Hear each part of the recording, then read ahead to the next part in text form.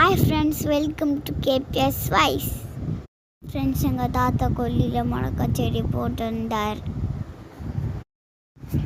எங்கள் ஆயா கொல்லிக்கு மிளகா பழம் பெருக்க போனாங்க. நாங்கள்லாம் மிளகா கடியிலே வாங்க மாட்டோம்.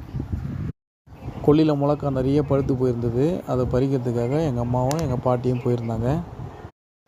இந்த வாட்டி கொல்லியில் நீட்டு மிளகா, குண்டு மிளகா ரெண்டுமே அப்பா போட்டுருந்தார். மிளகாவை பறித்து எங்கள் வீட்டுக்கு போக மீதி எல்லாத்தையுமே அப்பா சேல் பண்ணுறவர்.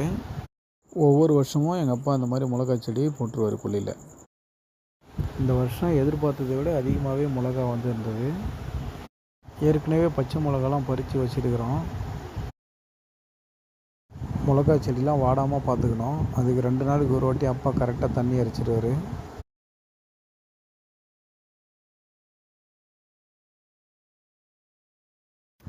பாருங்க ஃப்ரெண்ட்ஸ், எவ்வளோ மிளகா பிச்சிட்டு இருக்கிறோன்ட்டு.